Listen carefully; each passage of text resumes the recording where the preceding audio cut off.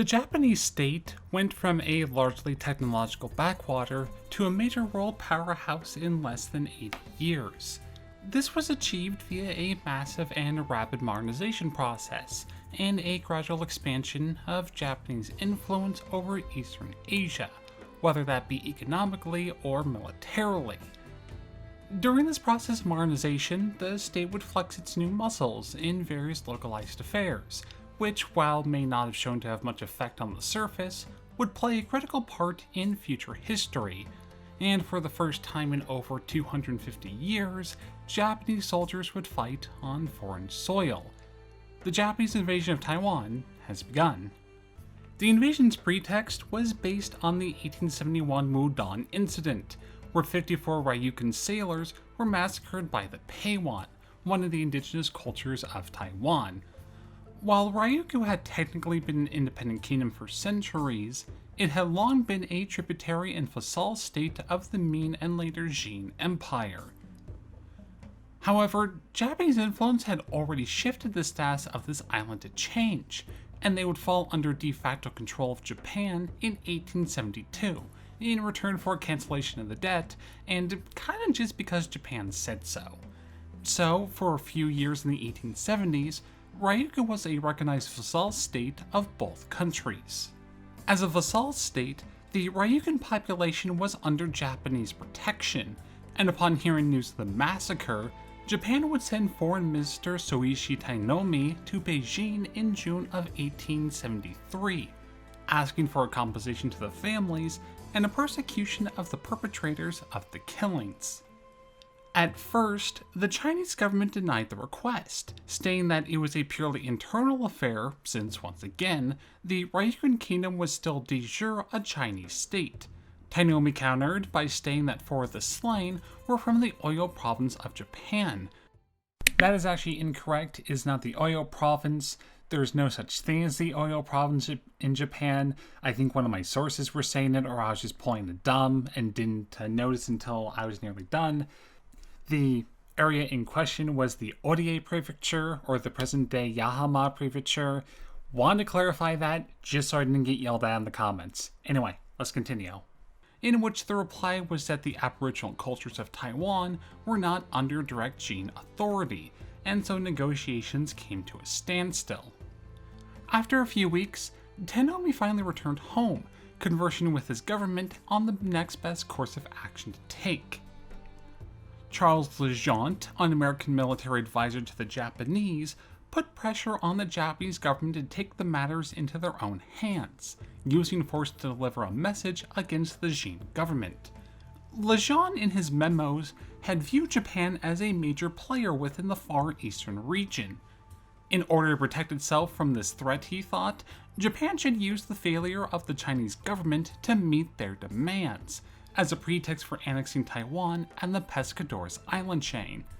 Legendre justified this argument based on an assessment of international conditions at the time, as the conflict between Britain and Russia over the Eastern Question grew worse, and the danger of war between the two would increase. Japan may very well soon be locked out of the ability to gain a foothold on the international stage, and would end up merely as a colony between other powers in the region. He predicted that the European powers would not interfere in such an attempted annexation, as Britain and Russia would prefer to see a Japan rather than a rival power occupy Taiwan. An expedition was planned and put into motion. By using the pretext of the Mudan incident, Japan would expand their influence over not only the Ryukyu island chain, but also attempt to capture the island of Taiwan itself. They would bring with them 300 women and children to start constructing lodgings and settlements on the island, expanding their colonial control as time went on. The timing was relatively good too, as the Qing were still recovering or engaged in a multitude of wars and rebellions on the mainland, all of which had massively crippled the economy and military power of the state. With this knowledge, the Japanese government and military planners believed that a quick localized conflict away from the mainland wouldn't alert officials in the Qing government enough to mount a major expedition to protect Taiwan. In case that this thought was wrong, however, Japan had managed to get nominal backing from the European and American consuls, stating that Japan had the blessing of their mother countries to do so as they pleased in Taiwan. As news reached higher up in the foreign consul chain, however, the official stance had changed. Considering that Japan had not managed to get permission from the government in Beijing for their actions, these governments now put pressure on Japan to flat out not engage in the expedition, or heavily limit it in scope. The fear of a large-scale war occurring over the Far East was of great concern to the British in particular, who had vested commercial interests in the area and did not wish for a prolonged war to endanger them.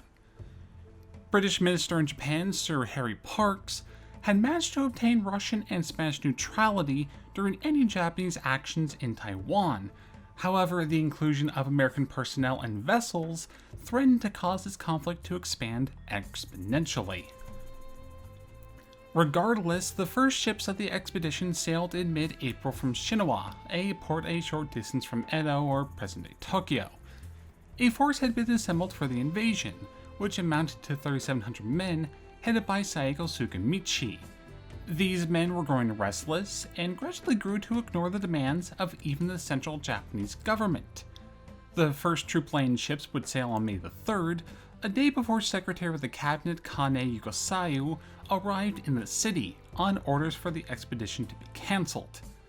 As vessels had already left though, it got approved post-fact, but the aims were gradually restricted, and as the Chinese reaction stiffened, the government would use the claim that Saigō had acted as a marauder without Tokyo's approval, all in an effort to save geopolitical face and standing. On May the 6th, Saigō's troops would land a small force, commanded by Lieutenant Commander Douglas Castle, an American who had been part of the 1867 American expedition to Formosa, and as recently as 1872, had deeply explored the main areas of projected conflict. For this, him and Lieutenant James R. Wason were made colonels of the Japanese Expedition Army, and this army would make a landing at Hainshun, a small town on the southern tip of the island. The local tribe near Hainshun were friendly to the Japanese, and many were recruited to help build trenches and cottages for the incoming troops, and the small contingent of families that accompanied them. 2 of them would be taken as interpreters, and within just a few days, all the tribes on the island were allied against or neutral in the conflict against the Paiwan and their Ryukyu allies.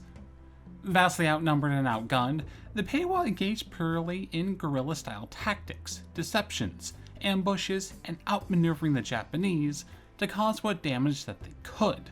But even they understood that unless the Jin interacted directly on their behalf, victory would be virtually impossible, and they were merely delaying the inevitable.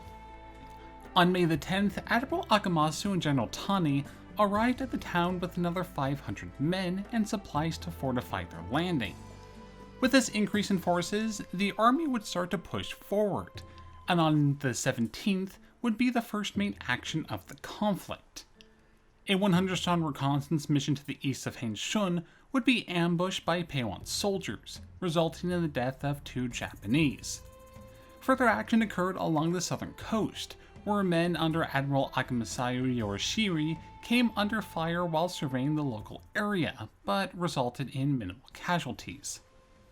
Another 1,500 soldiers would be landed on May the 20th, and with the increased presence, Japanese Colonel Sakamasa Mada, who was already known for his part in the Saga Rebellion, would march inland with over 150 men, and engage in the Battle of Stone Gate, the only set-piece battle of the whole campaign. The Paiwanese and their allies would number some 70 men, and they had already established ambush locations previous to the engagement. The Japanese, in turn, were left to try and find cover behind scatterings of rocks, and they were fighting in waist-high water. The fighting between the 2 forces would continue on for over an hour, with the native forces eventually retreating after being outflanked. The Battle of Stone Gate would leave the Paiwan injured heavily, as they had to leave behind 16 dead and dozens severely wounded, which included their local chief and his son.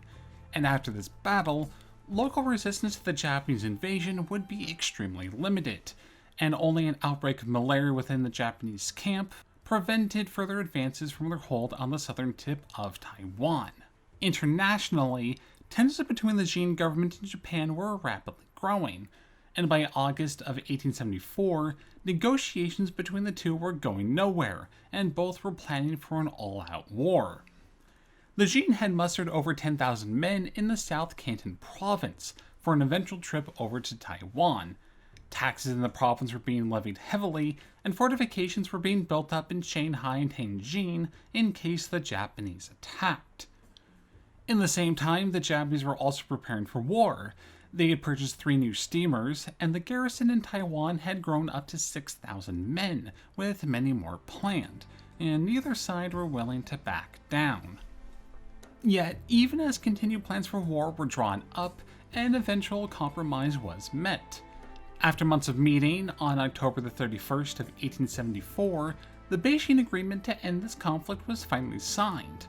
And in the agreement, Japanese actions to quote-unquote protect its subjects was deemed legitimate, and consolidation money to the tune of 500,000 taels were paid to Tokyo, both for the deaths of the Ryukyuian families, but also for the infrastructure improvements that Japan made in Taiwan. And Beijing promised to enforceably put the native cultures of Taiwan back under their control. By December of the same year, Japanese forces would leave Taiwan as Chinese rule de facto returned.